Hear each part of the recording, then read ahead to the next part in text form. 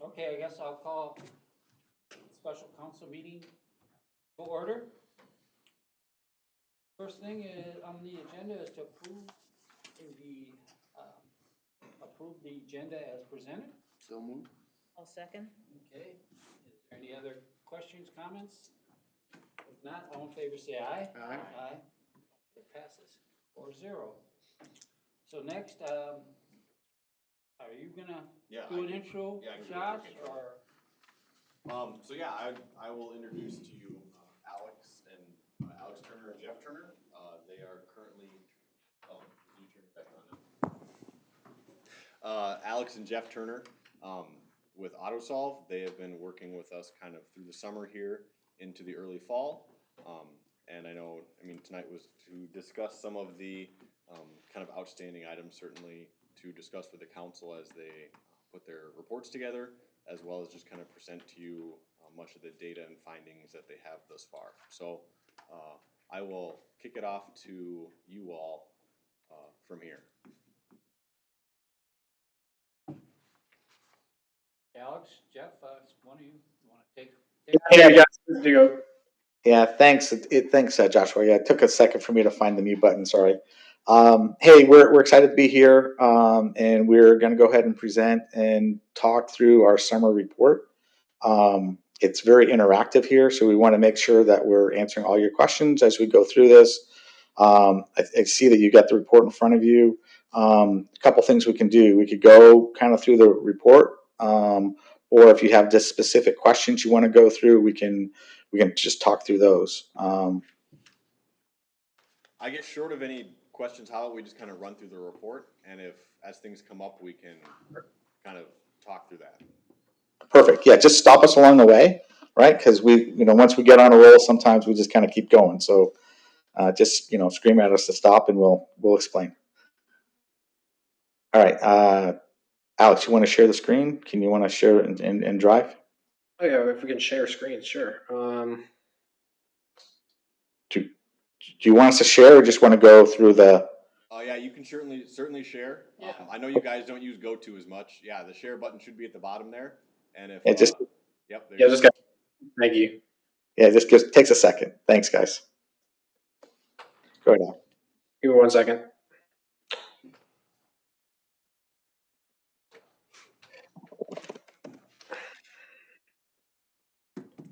Oh, that's kind of freaky.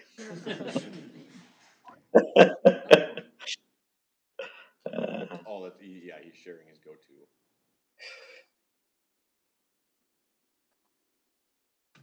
So it's I gotta quit and reopen. Just give me 1 second on my for this app. Just give me 1 second. I'll be right. Yeah, so obviously we are more of a Teams and Zoom team over here, so we don't really go to that often. So it just takes us a second to kind of get through it. Alex will be right back. Understandable.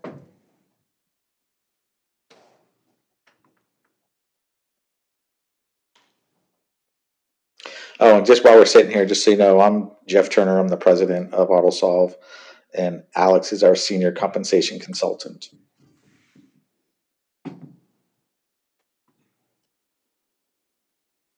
And who do we have in the room? I'll just kind of take a quick. And I saw Josh and Robin. Yeah, we can go around. Yeah, so I guess take it back to a camera layout. I'm Josh. Sorry about that. Sitting on the corner here. We're just doing quick introductions, Al. Okay, that's fine. Yeah, I'm trying to share. I have to get permission one more time from you guys. Sorry about that. Okay, I'm Chuck Nicolai, Mayor. I'm Rick Sadler, City Council. Bruce Reimers, Utility General Manager. Bruce Wolf, City Council. Maggie Bass, City Council. Marinda, Public Works Director. Tim Applin, Police Chief. And Robin Pickle, we've met. Yep. Perfect. Thanks, everyone. Well, again, we're excited to be here, and Alex, I think, is ready to go. Yep. Let me share my screen. Oops.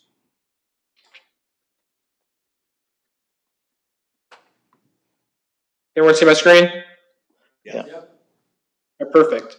You got the paragraph stuff on. You got to take that off. 1 second. There you go. Okay, so again, we, like Joshua was saying, we started this kind of early summer, June to right about now, it's September. And we're really focused on, the 86 employees and about 33 classifications for the city. I'll zoom in a little bit more so everyone, if they're looking through the screen, they can see. Thanks. So, we were focused on, throughout the last 4 months, we've been working on compensation classification study for, City of New Prague. We're focused on the 86 employees and 33 classification titles.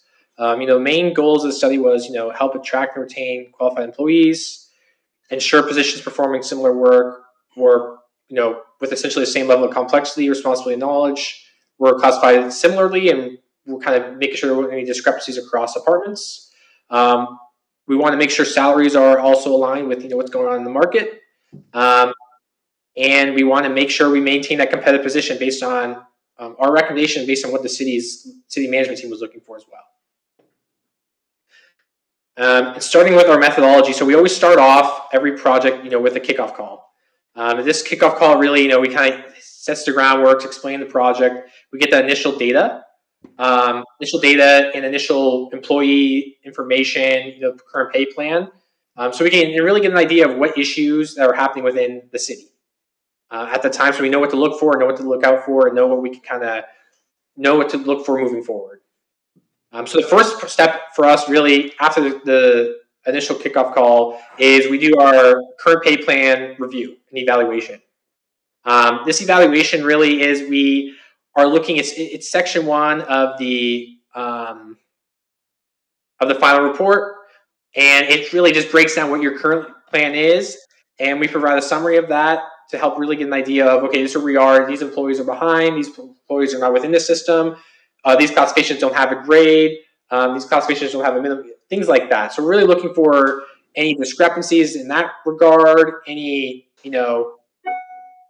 if there isn't really a pay plan in place, or if the pay plan, there's some employees that are coming out of the pay plan. So we really want to get an idea of what's going on now, so we can kind of diagnose and give a better recommendation moving forward for the project. Yeah, we do like compression analysis, that sort of thing, right? So. Yep. So we're testing for compression. If, based on how close they are to their supervisor. Based on, we also do compression based on hire year, based on a calculation kind of, if, for instance, how far would they be if they were, based on a higher year track or whatever it may be, just to kind of get an idea of how people are moving through the pay plan, their current range.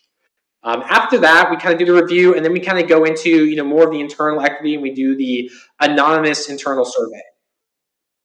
And the anonymous internal survey is where we really are looking for culture, management, and work environment. We ask work environment, so management, culture, and work environment questions to the employees, and have them interact and let us know kind of how they feel about working with the organization. If they feel there's anything that needs to be improved, anything they like that's happening within the organization, within their job, within their department.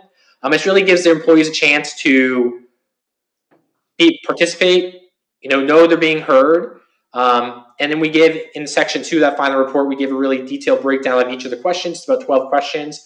We give a detailed breakdown of each of the questions, some of the main points stated, and then we give final high-level, actionable items for the city at the end of that section as well. And you'll see those high-level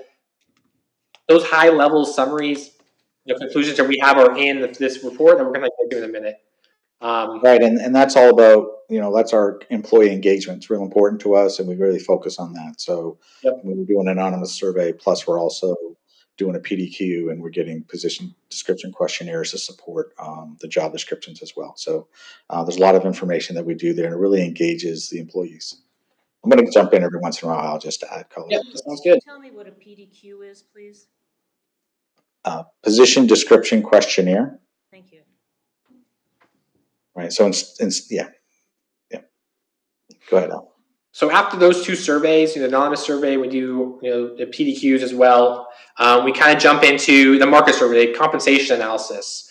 This is where we go out, with the peers, and we have our list of classifications, and we go and figure out what they're currently paying their employees in that position, their salary range, and help compare to where you guys fall. And we're adjusting these, the market results for the cost of living found around in your area. So we're making sure we are, apples to apples comparison. in order to give you a good recommendation. After that, we utilize, we have our own internal grading classification factor point system where we utilize information from the internal survey, the external market survey to help kind of rank, really to rank the classifications to make sure, it's like a double check for us to make sure that they're in line with their duties, responsibilities, and impact with the city, and to make sure that they're in line with how they're getting paid. Because a lot of times with counties, state governments, city governments, the duties, responsibility, and impact that the position has within the city directly correlates to the amount they're going to be compensated. And then from those three things, we really come up with our recommendations. It's really a combination of those three sections, and then kind of what the city management team really is looking for in their compensation philosophy is what we like to take into account when we make our recommendations. And I can kind of jump through this as well. And this is the methodology diagram I kind of explained and kind of talked through. So I'll zoom out so you can kind of see again. We start with the initial kickoff, compensation philosophy, evaluation, and then there's kind of two tracks, right? We have our external competition evaluation with the benefit and salary, the salary survey and benefit survey, and then we have our internal equity where we do the internal anonymous survey where we're testing and seeing what the employees feel about the culture of the organization and allowing them to give a point to give their opinion about the organization.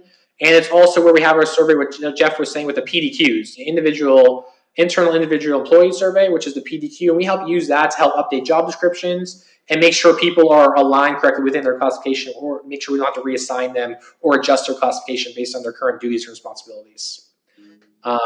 From there, again, like I explained, we do our internal point factor system for classification grading. Really helps us it's like a double check for us to make sure their duties, responsibilities, and impact are aligned with how they're getting paid, that classification in particular. And then we go into our recommendations and our final report, our compensation, our Excel compensation system, and things like that. Let me kind of jump down. Again, these are the market peers we went after. And the idea with this is, as you can see, we're adjusting for cost of living. This is our cost of living index. This is how we adjusted it for apples to apples comparison with the salary ranges we received. And really what we look for when we look for market peers is location and size. So we like to get a good mix of both. So really it's your operating market. That's the way we think of it. Your competitive market, where you can kind of get an employee from in the area. So we really want to focus on those organizations. And we want to focus on, population size and kind of the size of the population for that organization is managing. To help idea with, kind of budgets and get a better comparison. We do also go after, peers that are larger in population and maybe a little farther, and peers that are maybe be smaller in population as well, to get a good mix and a good idea of the range that we're looking at to help give a really good recommendation for you guys. Yeah, so let me What do these numbers mean? So I'm looking at New Prague at 101.27, and perhaps Yes. I'm missing something. What does that number mean? So this is a number from COLI. It's really the international body for America there, where you get the cost of living for the county. So this is like the county listserv. These are the county cost of living for each of these cities. So 1.0 or 101.27 is the cost of living.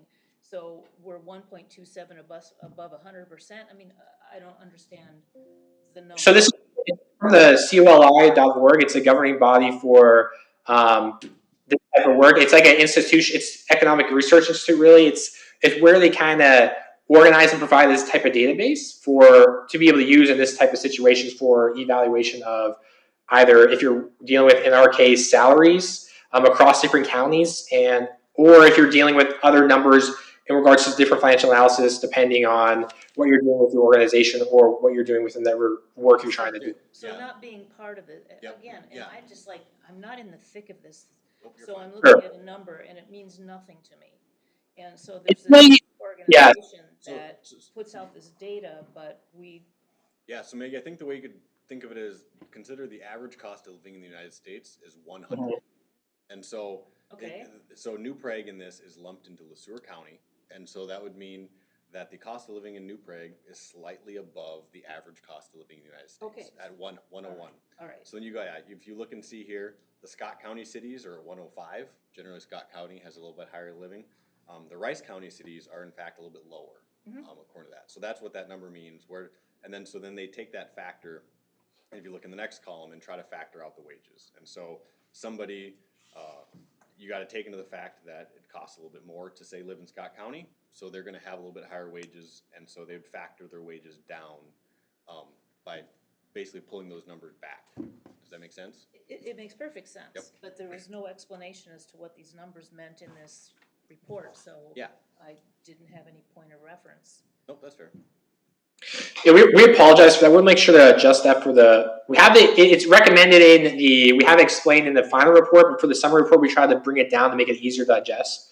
But in the final report, it's about a whole 1-page summary kind of explaining it and explaining where it came from and things like that, to get a really good idea. But for this report, we really want to kind of congest it to be able to have it, within about 20 pages to be able to get to the main points of what we're trying to recommend and things like that. And I appreciate that, but again, we're looking at these numbers. Yep.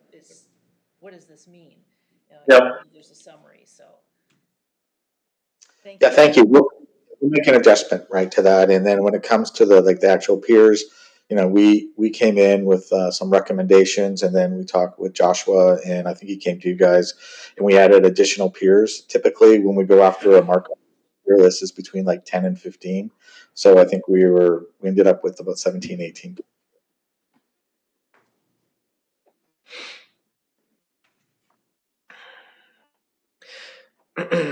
Okay, so like I explained before, each section, so this is just kind of the summary of those 3 sections that I talked about in part of our study methodology.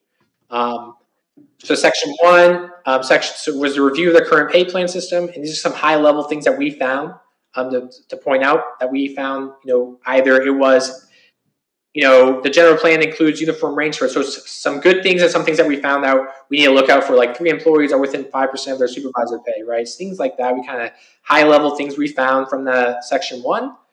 Same for section 2. The big thing again, these are kind of the anonymous surveys to remind you. There's a kind of organizational and cultural fit, and allow the employees to kind of give their opinion and what they felt they wanted to help correct or felt they liked about the organization, New Prague. And these are some things, again, this is the final high level, last 3 points that we kind of help from those 12 questions we kind of concise into this. Again, in the final report, the full report, it breaks down each of the questions, and it really goes into detail of what the responses were as well as keeping it anonymous. So we don't name any names. We're not naming any of the employees who said, we didn't say, hey, John Smith said this, Rebecca said this, and things like that. So we really like to keep it anonymous and the high level, but we really do give a really detailed breakdown of each of those 12 questions. And then the final section was the compensation evaluation, the market survey.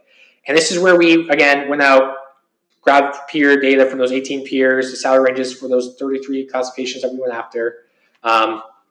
And we concised it, adjusted for cost of living, and we found this. So really the biggest number we looked for was the minimum, the market minimum. So what we're saying here is that New Prague we found, based on the market data we went after in adjusting for cost of living, where you guys were about 3.4% below the market minimum, average market minimum. That was kind of the biggest finding we found from the market survey. And then finally, the big thing, what we looked into for the compensation clusters that the project team was looking for was making sure, our recommendation was at least market average when we make the proposed plan, and looking for going from 11 to 15 steps to help support that employee retention. So these are the 4 main findings, 4 conclusions we had when we came up with our proposed plan that we're about to get into right now.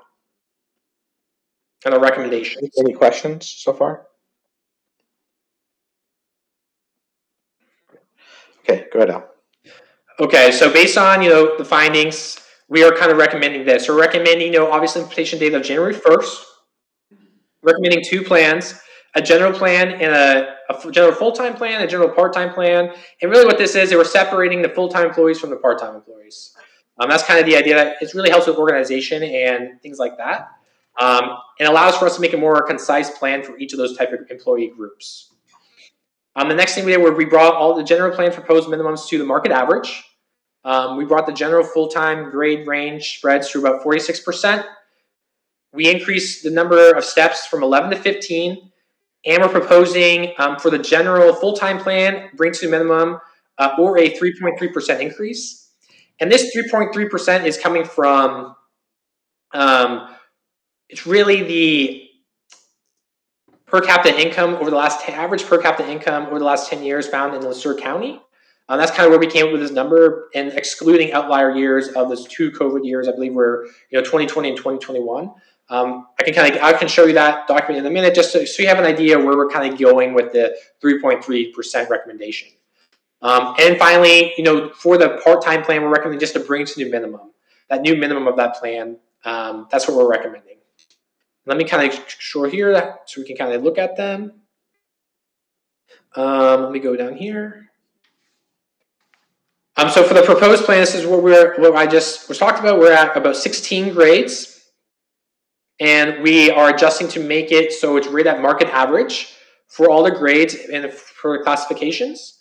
And we have a range spread of 46%. And this range spread is, I believe, above from what you guys are currently have, which is around 31%. And a big reason why we brought it up was to make sure we kept with the step progression right around 2.74%. We want to recommend. Alex? Yes. Could you explain what a range spread is so Yes, they thank understand what that is? Yes, not a problem. A range spread is the difference from the minimum to the maximum. And what that means is from 55,650 to 81,249, there's about a 46% increase. So that's how much you can get in that one pocket, this grade.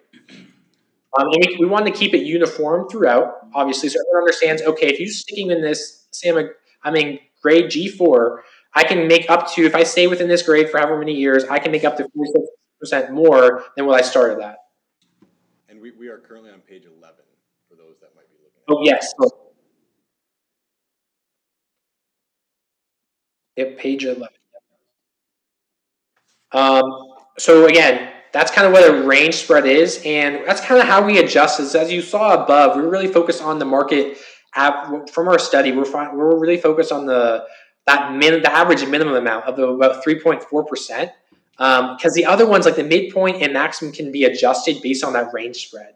So if we're adjusting the minimum to right around market average, and then we make that range spread, again, either the same of the market average, what the market was saying, or above that, we're going to be way above at the midpoint max. We'll be above or close to the average as well. So we're making sure we're still competitive right in that market average range, what we kind of wanted to recommend.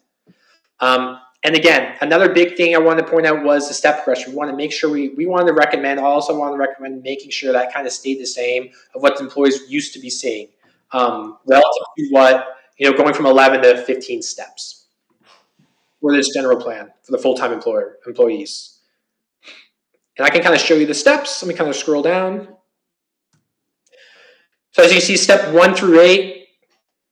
Again, and then what this means is, again, the step progression is 2.74. What that means is it's from step 1 to step 2. This is a 2.74% increase. From step 2 to step 3, a 2.74% increase. And it's going to be the same and uniform throughout. And again, we'd like to recommend that, keep it uniform and the same for one, ease of use for HR, whoever's running the plan, to help make sure they can understand it. And it's really easy to understand for the employees. So they know, okay, if I'm getting a step increase, it's going to be around 2.74% no matter where I am on the grade scale. Again, that's kind of what we like to do. We like to keep it easy, concise, easy to use, easy to understand, and fair and equitable. That's kind of how we like to roll and what we want to recommend. And again, so this is the grades from steps 1 through 8.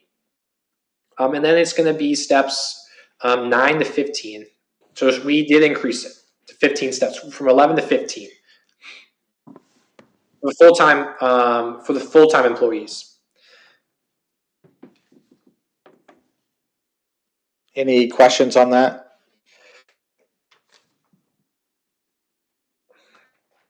Okay, keep going now. And then for the part-time employees, we have the same idea. We're starting at, we're proposing, again, 12 steps. Again, I apologize. This is actually in a yearly format. I should have put this in hourly format so it's easier to see. But the idea is we're starting at $12 an hour, and we're going to $20.40 at the max. So we wanted to go above. We wanted to recommend something above. I know the minimum wage is going to be right around $11.41 starting next year. So we wanted to be a little bit above, starting rank 12, so this can be really usable and manageable and easy number to start with. $12 an hour. pretty easy to understand. And we provided steps to make it easy for that manager dealing with those part-time employees to know where they can kind of pop people in for these steps.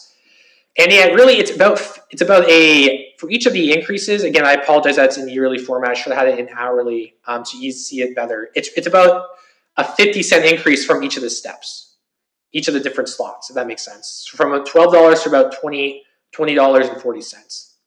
So of note, we do not currently have a part-time step Yep. plan. We've just kind of landed them in a small range. So Really, the idea for us, to propose this was just make it, again, it's organizational purposes, easy to understand, easy for the management to kind of just plug people in, so not guessing with an open range idea. So now it's kind of like a set in stone type thing. Again, easy for organization to understand. Yeah, Easy. let me jump in, right? So basically what it is we want to give you a framework for all employees, and this is the part-time framework.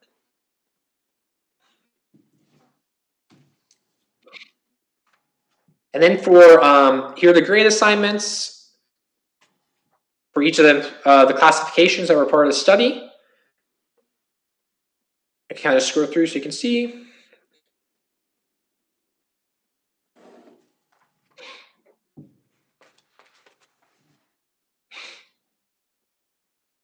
And then for, again, for the implementation office to implement this, we want to recommend for the full-time employees that bring to minimum or a 3.3% increase. And really what that means is that we're making sure all the employees are either brought to new minimum, so they're in the plan now. So if they're below that, let's say if it was that, at that G1, I believe it was around like $55,000, $56,000 range minimum, they're going to be brought up to that. And then if that increase was less than 3.3%, we're going to make sure they at least get at 3.3%. So every employee will get at least a 3.3% increase. Full-time employee will get at least a 3.3% increase. And again, the 3.3% increase is in line with the average per capita income change over the last 10 years in Le County. And then for the part-time employees, again, part of the framework, we want to give a framework for all employees, touch all employees within the organization that we were given. We want to just bring them to the minimum. So really what this recommendation is, we want to just bring all those part-time employees that were, below that $12 an hour, we're going to push them to the $12 an hour. Any of those part-time employees that were above that $12 an hour didn't get there was no change. I can kind of show you. So for the implementation option for the full-time employees, we're looking at, it's affecting all the employees. The cost is around $207. It's around a 4.94% increase. For the part-time employees, again, it was around a $7,000 increase. Just kind of bring up the employees to that $12 an hour for those 41 employees. And then, so altogether, we're looking at a cost around $214,000, around a 3.56% increase across the board. Around $2,500 per employee. And then for the historical per capita income, like I was talking about, again, this is what we're looking at. You'll see it's over the last since 2013 to 2023. This is the average with the outliers, and the outliers are, as you can see, is 2020 and 2021. You're at 8.53 and 11.37. We kind of want to throw those out. It wouldn't be a good recommendation, again, just because of what was happening during COVID. A lot of things changed. It was a big, it was almost like a black swan event that was going on. So we want to make sure, kind of give a better average, and that's why we kind of took those outliers out, and that's where we got 3.3%. Okay, thanks, Al. I did want to note just off of this, because one of the first questions I had for Robin coming out of this was implementation cost of $214,000. Well, what does that look like on our budget? Because obviously that cost is split up amongst the departments, and some of them are enterprise, some of them are tax funded, and that sort of thing. So as you can remember, we did include a 4% preliminary COLA in there, as well as we had a contingency where we normally put at $25,000, we had that up to $45,000. So factoring all of these in, it would add about $5,000 to the current budget to implement this as of today.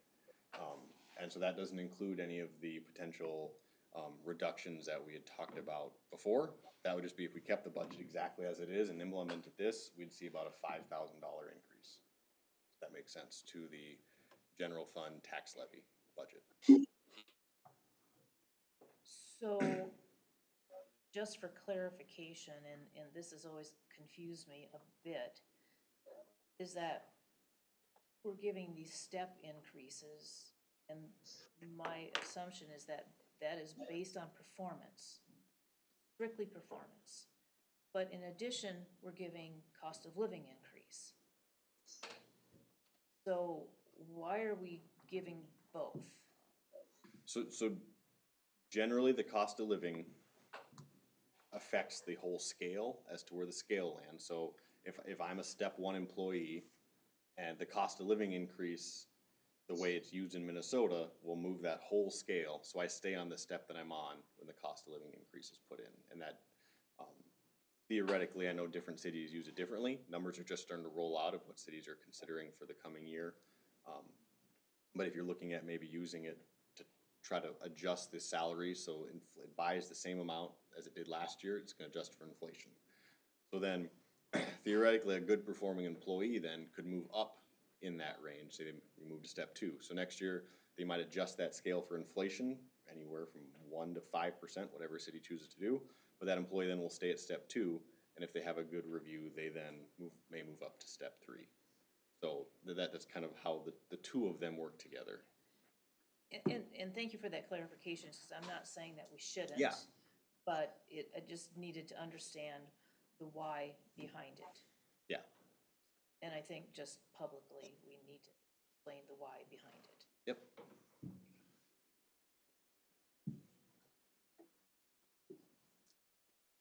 Are there questions that you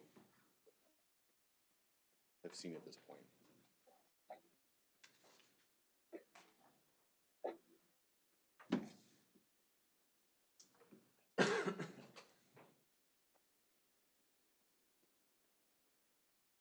Alex, I think I came to your meeting last time and I had the general question about trying to understand the influence of having the two counties involved in a peer group and really kind of questioning the peer group. So Yeah. Oh. So maybe you could just talk about that you figure that how that shouldn't be a factor in this report, that even though those are much larger, paying much more resources, I still kind of question this because other cities have done the same kind of study and have not included counties in their database. So maybe you could just talk about that a little bit and why you feel anyway that it has not skewed the numbers in a way that. Yeah, no, that's a good question. Again, so the way also looks at it is we want to be able to get both spectrums of each of the ends. Like we want some of the larger ones as well that might be larger than you guys, and we want some that might be smaller as well. And again, it's kind of like the competitive market where you can lose employees, right? That's kind of why we want to add them in. But again, we're not looking at a specific range. If we see when the larger counties, if they have, let's say their ranges from the positions, let's say a director level is from 80,000 to 150, and we're not just going to grab their range and put it into your guys because that wouldn't work, right? Because you guys can't afford it. Population is different. So really, for us, is really help us get that top end idea of where the market's saying. Because again, if we are using the average and it's just for cost of living, that's kind of how we get the number and how we kind of look at it. So it's on average, it's around this. That's kind of the main point we're looking at. And if we see an outlier, so if it's more than 2 standard deviations, we're looking at the data, and if we feel, hey, this is too large, we'll go without. So we'll go in and we do use our expertise and we do through the fine-tooth comb, and we look through some of those ranges, especially the ones where either the population is either larger or a lot smaller, and we'll kind of we'll take them out of the study because it's too far. It's not going to give us a data point for you guys to give a good recommendation. So again, that's kind of what we do, and that's how we look at it. And we're not looking at a specific range that one of these counties is providing their employees. We're kind of looking at it holistically with all the other 17 peers. And when you do this type of thing with stats, usually the more data, the better in regards to getting rid of some of those outliers. They're not really not really pulling the average up too much higher if you have more of that data kind of in there, if that makes sense. So that's kind of why we like to look at it as well, because again, they're part of your guys' operating market. You could lose employees to them, so they're not a non-factor. If that makes sense. So we still want to factor them in, but we don't want them to. We take steps to make sure that they're not doing the data, if that makes sense. So. Thank you. Josh, you were just saying that we have 4% built in, and if we use their recommendation, how does it increase to 5,000 if we already have? Okay, yes, so I think so the difference is that they are adjusting the scale. So we have 4% worked into our current scales. Okay. They're adjusting the scales, and then they gotta fit people on a step. And so you might get that 3.3% adjustment that he'd mentioned, and then the step might be $1,000 higher than that. So instead of going backwards and reducing it, you get that bump up to that step, so that way you fit onto the step appropriately. And so, The change isn't a one size But fits all. the Yeah, 4%, yeah. the 4% is COLA. well, correct. So that 4% was COLA based on our old scale, and so we have to fit into the new scale. Is basically how it works. And so when I mentioned that we had factored in a 4% COLA on the current budget, as well as a small percent of contingency because we didn't know where this would land. What this basically does is takes everything out of our budget and puts their recommendation in place instead. And so it's really, I'm speaking to the overall money that we had budgeted for salaries, take out all of our old pay stuff, put this new one in, and we would have to find because we said our preliminary, I wanna make sure I say this so Patrick doesn't write that we're raising taxes. That we would have to find $5,000 additional dollars in the budget from where it currently stands to be able to fully implement this, which is a pretty small number if you guys decide to move forward. That's a findable number. Yeah, the 4% COLA was based on the old one, but that was really just giving us a giant salary pot. So we still have that salary pot. We're just taking out the old plan and moving this new one in place. So then, in theory, we're not gonna give a COLA So per yes, se. so in This theory year, for we're this gonna year, give them based on the new compensation it would plan. be nice based on the new comp plan. So the compensation plan. So but the way they're implementing it, they're basically saying that we give everybody a 3.3% increase because that's the minimum, and then we'll slide you into the scale off of that. So if 3.3% increase slides you into a step 2 exactly, then that's what your increase will be. If it slides you in underneath a step 2, so we've got to add another 0.3% to you to get you up there, that person's going to get a 3.5% increase. It really is that when you implement a new scale, you can't get a one size fits all, and so everybody's going to get a small range, from 3.3 to slightly above as they slide into this new scale. So that would be the people's cost of living for the year for going into 26. How are the police officers? So the police Because officers, they have a union. correct, yeah. So when we went through this process, and I guess this is right before you started, we'd kind of talked that we actually kind of do a compensation study for the police officers every time we do a union contract. We kind of do a smaller one, and so they're also on an 8-step plan. They negotiated an 8-step plan, so they're kind of on their own at this, and so they are not affected by this particular scale. So the numbers on their budget are not gonna change. Correct. Other than Tim would be included with us.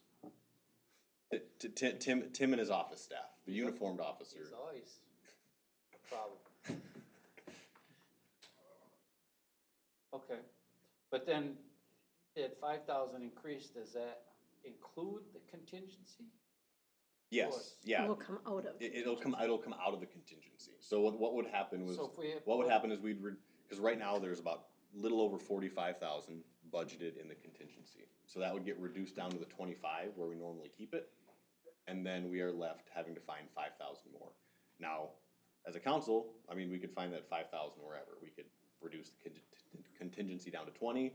I know we'd already talked about the potential park board budget or the other items in the budget that hopefully we'll talk about next Monday of the, hey, where could we, or do we want to find reductions in the budget? And so, yeah, that's me saying that salary and benefits wise, we have fully factored in all of this implementation except for $5,000.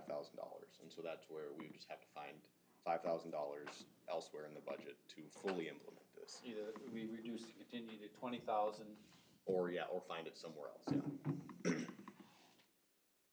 But yeah, that was more us doing the background to let you know how exactly this fits in and what it would look like for us. So am I understanding correctly that because we're talking about extending the number of Steps? grades, no, not grades, step, Yes. increasing the number of steps, even though you may have today or this year's budget figured out how we could do that, all things being equal, if we didn't change anything, or if we made this change, we would be incurring more step costs to the city than if we wouldn't accept this plan. Because people will be going off at 11, and next year they'll be staying on at 11. Correct. Somebody that would have been topped out right now will now have the potential to add 4 more step increases in the future.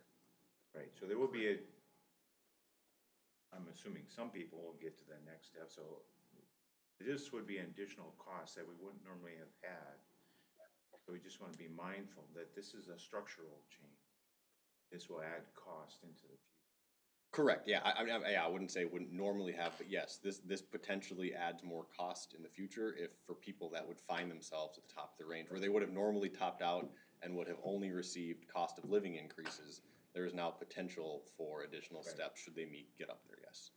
And one thing I feel we should consider then, because of that change, we consider a smaller increase in step changes. Do you mean like distance between steps? So 2.75 that I believe is in these figures. correct. Yeah. So it would be, yeah. Okay. But we can certainly talk about that at another time. Well, and I think now is a decent time to talk about that too, or however you guys want to chew on that. But yeah, I think the point of this meeting in my mind is certainly to talk about things like distance between steps, how many steps.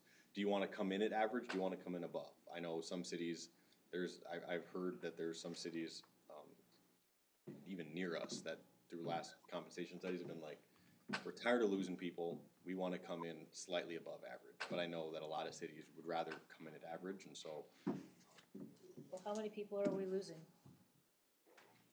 I mean, we have lost a decent number. I mean, I know some departments seem to lose more than others, but I know there have certainly been rumblings. We have lost parks employees, especially recently. I've lost 10 correct? out of my 14 employees in the last 5 years. 10 out of the 14, okay. And that's people coming and then also leaving at the same time. So it's not like I've lost a total of 10 different people. It was someone came in and maybe a year later they found a new job and went to a different city. But 10 out of 15 positions in the public works, 10 people have left during my 5 years as director. Are any even retirements? No retirements. 2 of them did go to the utilities, and then the rest of them went to other cities. And basically, because they got paid more? Yep. Is it? Yeah, we talked about that at council meetings over the years that some of them have left to go 5 minutes away to a different city.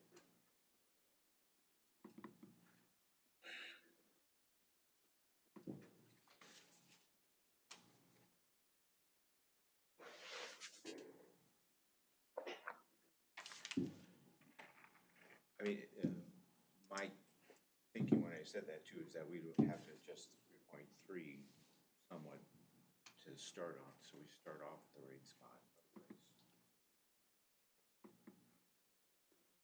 we're not getting to where we want to go.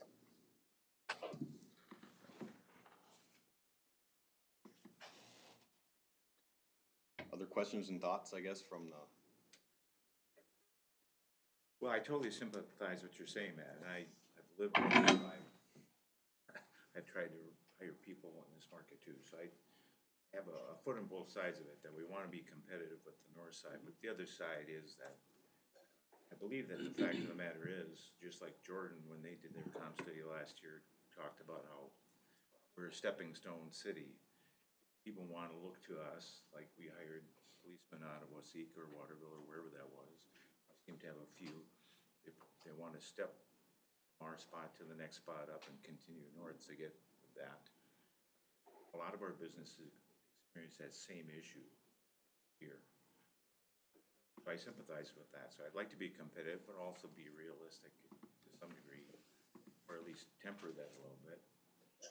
I don't think we should necessarily heavy on the north side scale, but So, I mean, I don't have a remedy either. So I wish I could just say we could wave our hand, and we're always gonna get people coming from the south that are looking at ours being more competitive than where they're coming from, but maybe less than what Shakopee and Prior Lake and I know as we talked slightly, Bruce, I know that they tried to work that into their plan here by using that market peers cost of living index that we said, where Scott County, I mean, their wages in this are adjusted down slightly to try to adjust for that and to make it a more realistic setting.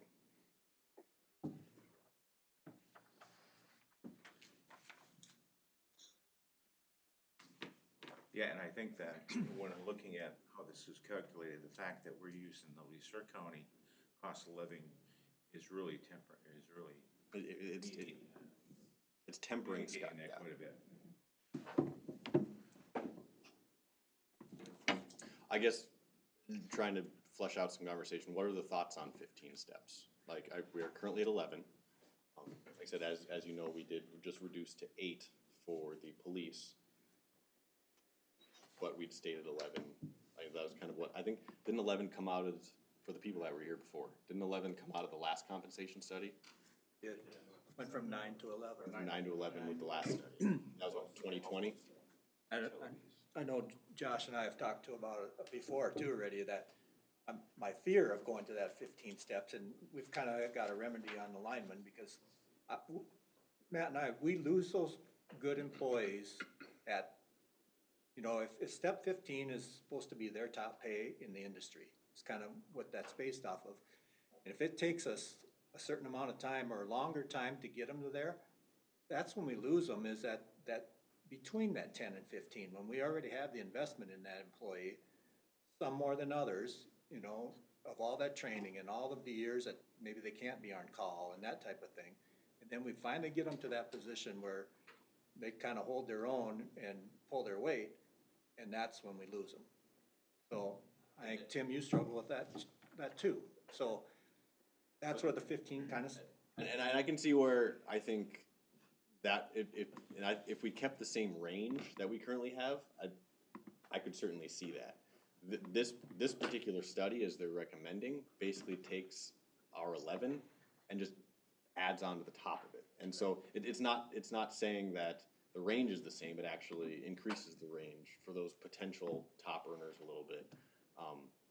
So, I mean, if you left it the same, you're basically just hacking those off, and the range is now smaller. Is kind of what that looks like. And you explained that to me, so I do get that part of it, and it looks like that'll work.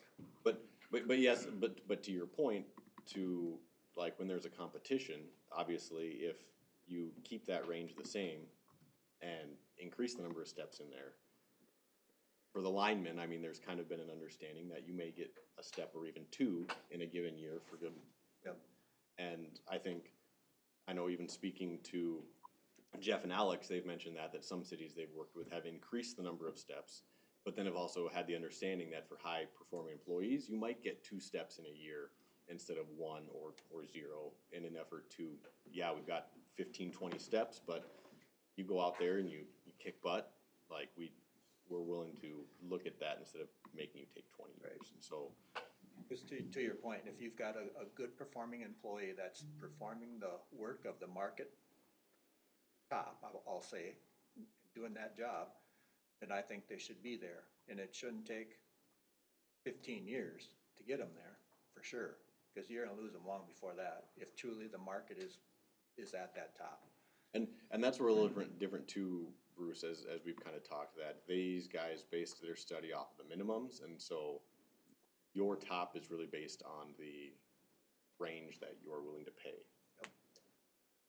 Is that $5,000 shortfall, does it happen annually then? I mean, every year? No, that's just in the upcoming budget. So we set our, And then we set our budget. preliminary levy at that amount.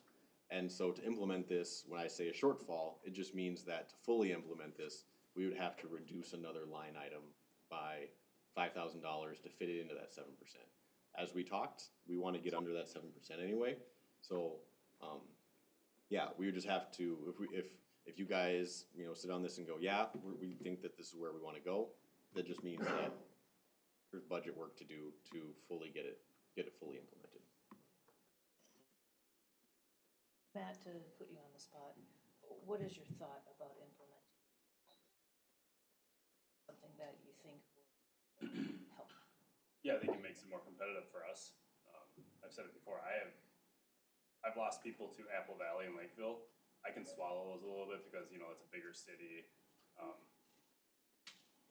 But I do have issues when I lose people to New Market, and I've lost a fair amount of employees to New Market. So those ones do hurt. I think implementing this will make us much more competitive around the surrounding cities.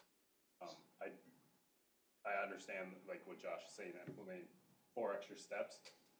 Those do reward, I've been here for 24 years. I mean, I have a guy that's been here for 30 years. He's been maxed out for a long time, at least.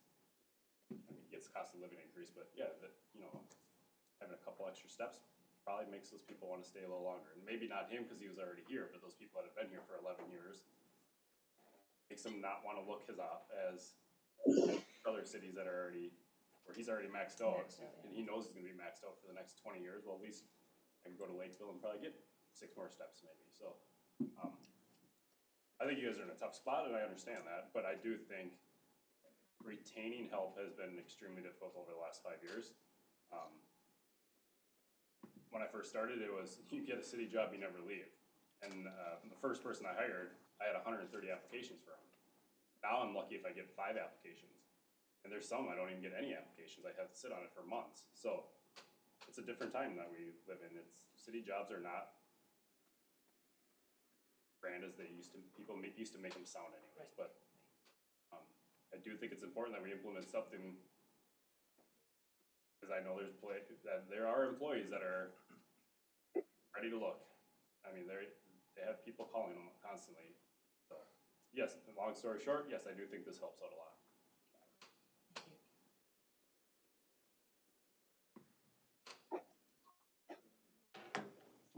I'm glad it addressed concern I've had about people that are past that time point and here for a long time, they don't get that. Well, that helps a little bit, only 4 years. Example, so we still have that issue. And this solves some But of to me, your I'd rather have a lower step and increase the steps.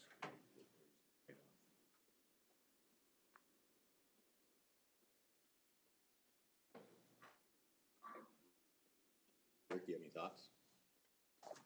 No, if it solves everybody's problems, and it's only taking 5,000 off of separate of our 7%. Yeah, so we can't go over the 7%. Like I said, there'd just be budget work, because we're gonna start doing budget work anyway next week. Fine. We just have to basically say, you guys said, hey, we wanna cut 75,000 off of this, but implement this, then we're looking at, hey, we gotta cut 70,000. Does that make sense?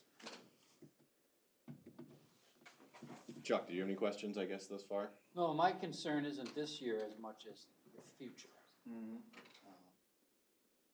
Because they're gonna be, people who weren't getting steps now are gonna get steps, and cost of living will shift that up and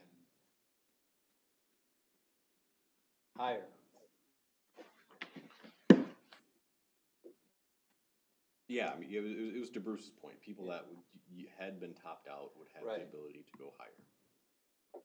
But they're gonna move up, and then the cost of living moves them up even higher. See, I would think that would just, Well, it would do the same thing that it did before, just get. So, yeah, so basically how that works is right now, someone going from step 2 to step 3 is gonna realize that Right. under the current plan. But by the time you get to 11, Bruce had made the point, and he's right, you top out on the scale, even to this, if you get top 15, yeah. hit 15, then yes, it would just be any sort of, if council gives out a salary cost of living adjustment for that year, then that's what you would get. But Do you think they would head it off if we did this like every 10 years? And that would head off that getting caught up with yourself? I don't know if there's, New Prague has traditionally done this every 5 years, as they've kind of looked at it. And I guess to your some point, there may be people that, if you were to hear for 35 years, you may never actually reach the top, because every time they do a comp study, it's gonna knock you back down a few steps. There are some cities that do this every 2 or 3 years. Some cities do it with I think there's certain cities around us where every employee but the administrators in a union, and they just have it, they do 3-year union contracts, and they do a comp study every 3 years to try to match those contracts, so. Yeah, that was printed off for you, Sean. So, And that's what they're recommending, doing a comp study every 3 years. I think, yeah, that's kind of what they. In the report. Yeah, I think it says that in the report. Like I said, I know we've traditionally done, at least looking back, every 5 years is kind of what you guys have done, but. Okay, I left you for the end because I know you were reading through that, and if you had any questions thus far. The 5,000 he had mentioned, was that we kind of ran the numbers on their implementation costs, and what we've currently budgeted as our pot for salary, with the current budget, this would add about 5,000. So, I know you guys had talked next Monday about starting to look for cuts. So if you wanted to fully implement this, we would just need to basically find an extra 5,000 in cuts to fully fit this in. I don't wanna bog down the meeting a little bit, but I don't have any questions yet, but did we record this? The Zoom meeting? It's being recorded. Is it? Okay, I'll watch through it, then if I have any other questions, Yeah.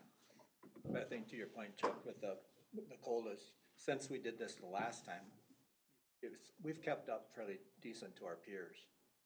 Cause you guys made good adjustments last time, kinda got people where they needed to be, and then as long as the COLAs kinda stayed in line with our neighboring cities and utilities and the like, then it works. Right. Yeah, you stay competitive, and then, people work their way through the step process, to get to their max. But, what you guys did the last time, it's definitely worked. You could keep putting off your retirement too and just become a millionaire. Getting old. Okay, anyone have any questions, any more questions for Jeff and Alex? Okay, So I think just for Jeff and Alex, and I know we've got probably have our Wednesday meeting like normal. Council will talk through this internally, like I said, I know we've got our budget meeting coming up. But as we come up with any questions, I'll certainly come back to you guys, and see if we can get some of those addressed at this point, so. yes, thank you very much. All right. Hey, well, thank you guys for inviting us to your meeting here in this discussion. If you guys have any other questions, we're available to support you. So thanks again. All right, thank you. All right, thank you guys. Go through you. No. He's got something. Oh, you gotta go through another stage, don't you? Before I forget though, Josh, did this firm do a pay equity compliance test then, or? We haven't talked about that one. Oh, we haven't talked about it. I'll bring it up on Wednesday. Because our weekly meeting, I'll but yeah. just email them so we don't forget. I don't know that we need that, but that's what we've had in the past. In the past, yeah. No, we want one because we're coming up this year for pay equity. Like we're on the cycle to do a pay equity submission to the state, so I want to make sure we're compliant going into that. That's what I don't, was What's that that? part of the? Contract. Yes, it was one of the deliverables that we asked for. Okay, great. Just want to be upfront, I have a hard stop at 6 o'clock. Well, I can make the next part fast. Did you have a question, Sean? The pay equity thing, It's like- the state. Forgive me, it's either 3 or 5 years. I think it's every 3, because this would be my second. But it's not every year. Okay, next on the agenda, I think Josh here. Yeah, health insurance stuff. Yes. Yeah, I wanted to bring this back to you. I know I'd kind of briefly mentioned that we had put in, we had a cap of 17%, and so we'd worked that into the budget. We ended up coming back at 16.9%. And so as we were working through that, I know last year we did end up changing the health insurance for the employees for the first time in a few years. And so we did ask kind of Gallagher, who is our insurance person, what would those changes potentially look like if we were doing something to try to lower that 17%. So that first one, let's just quickly go over that. The existing plan, it has a deductible and out-of-pocket maximum. And I'll just work off single employees here, so I'm not, just kind of assume everything I say is double for a family coverage. Single employees for 2025, the deductible is $3,300. This is an increase. Last year, the single employee deductible was $2,250, and I know that had been that way for I think a number of years.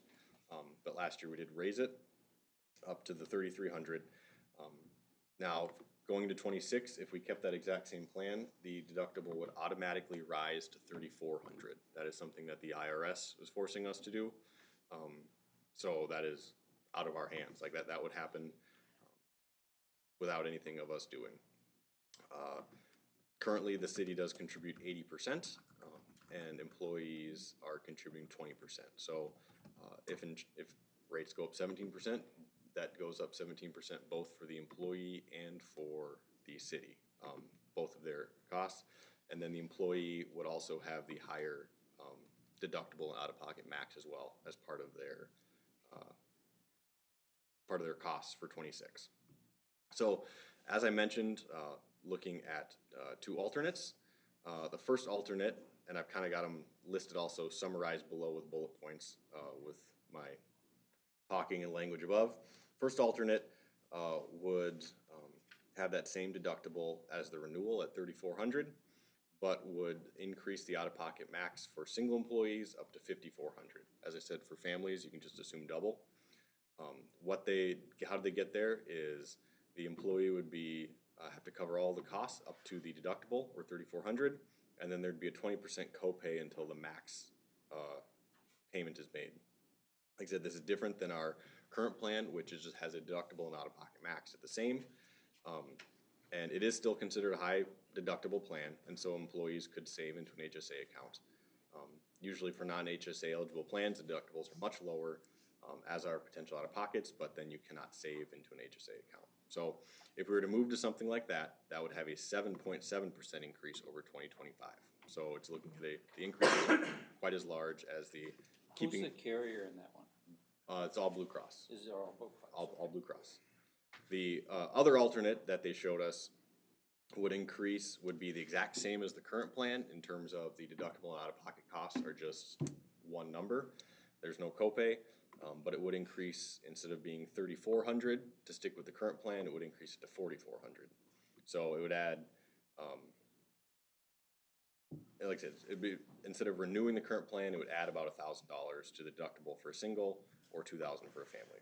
The quote for that plan was 9.5% higher. So kind of summarizing those, like I said, the current plan that we are on for 2025, I'm now on page 2 of the memo. Current plan for 2025 has a deductible and out-of-pocket max of $3,300. This is an increase from our 2024 when we came up from the $2,250. And to renew that plan, the IRS is increasing the deductible by $100, and gets us to a 16.9% increase on the premiums. The alternate would be alternate one would be a 7.7% increase, but does have a higher out-of-pocket maximum that employees would have to pay. And then the alternate two would be 9.5 with a $1,000 increase on an out-of-pocket maximum. So over the next part of the memo, I kind of start breaking down actually full costs, because I know the council has discussed it before. In terms of premiums, the city and the employees split 80-20, and so if you're only talking premium increases, basically everyone's goes up 17.7%, and you're absorbing the cost of the increase stays at that 80-20 split. If you start working into the fact that out-of-pocket maximums or deductibles are borne completely by the employee, it does start to increase their share. For example, if you take just the increases of the insurance costs for premiums and deductibles, it actually changes it for the renewal to a 75-25 split on the increase. So the new part, the employees are picking up more as a percentage. If you go to alternate one, it actually flips around because while the premiums would be going up $732 for a single coverage employee, the out-of-pocket portion for the employees is going up $2,100, which means that of the new portion, the increase in the insurance costs, the city would be picking up 35% of it, and the employee would be picking up 65% of that new insurance cost. And then same with the, be 21%, and for the city, 79% for the employee, and for the alternate two plan, it'd be 35% for the city, 65% for the employee.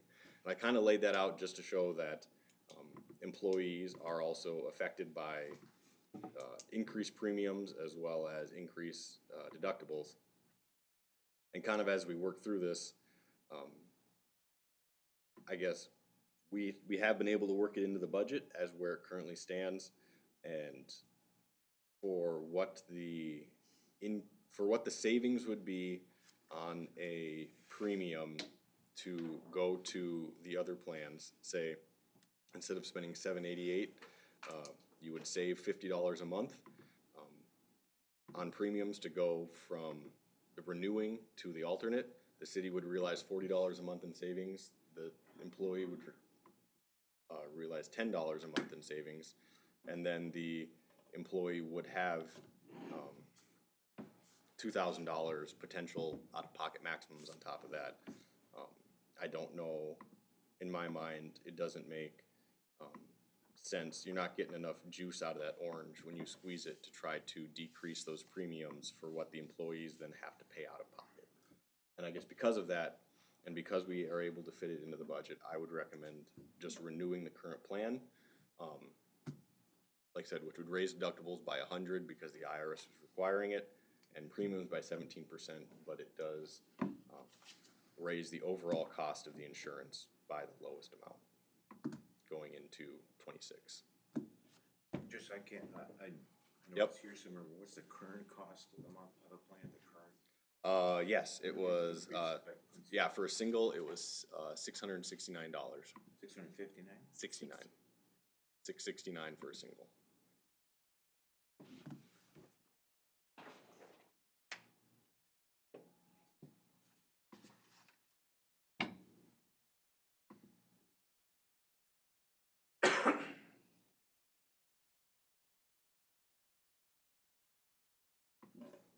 So when you math that out, because I was on the phone with a consultant last time, when you get, say, a 16.9% increase, that's 16.9% average across the board.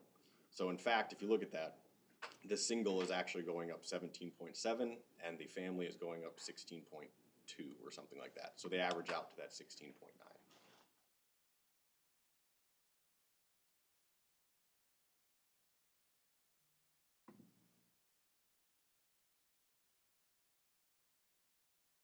The reason why I brought this forward to discuss tonight is that I believe it's sometime next week we have to have in. I think it's the 7th, October 7th. Is that right? Yeah, 6th or the as 7th? to where we want to go with insurance next year.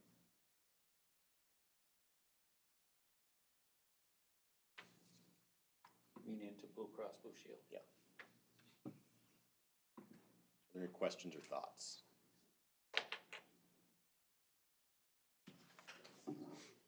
So as I said, we've currently worked in the 16.9%. That's worked into the budget as we were making assumptions and we didn't have numbers yet. We assumed worst case scenario, I guess.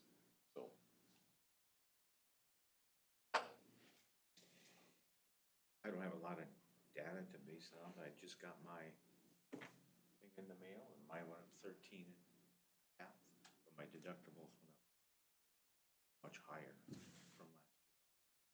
But I'm older.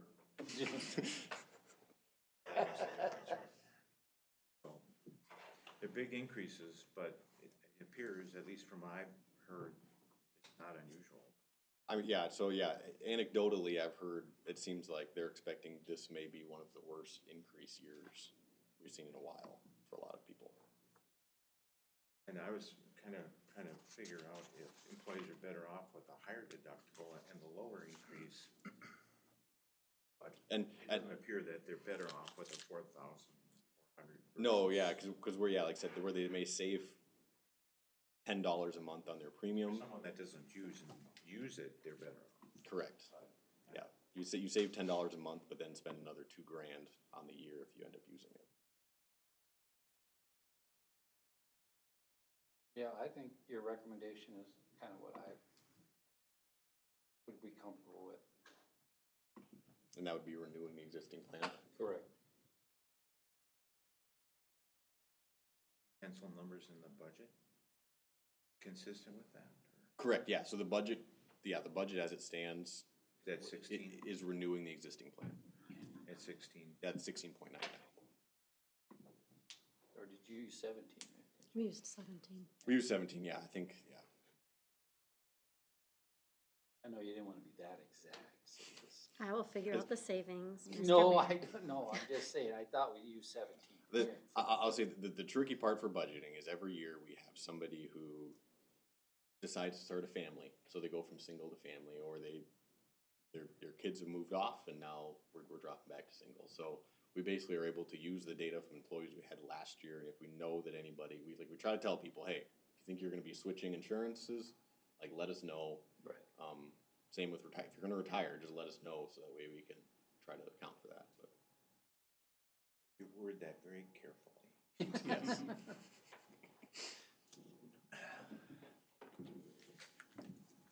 Okay, any other comments? I know we we have a budget meeting Monday, Monday. so I think we should think about it, we'll make a final decision on Monday so that they can let Blue Cross Blue Shield know on Tuesday. Sound fair? Like a plan. All right. Any other questions? Okay, I guess I'll look for a motion to adjourn. So moved. Motion by Maggie. I know you'll Well, second. I don't wanna get yelled at again. Second. Okay, second by Rick. There's no other comments, questions? All in favor, say aye. Aye. Aye. Any opposition? Okay, we're adjourned. Thank you, everyone.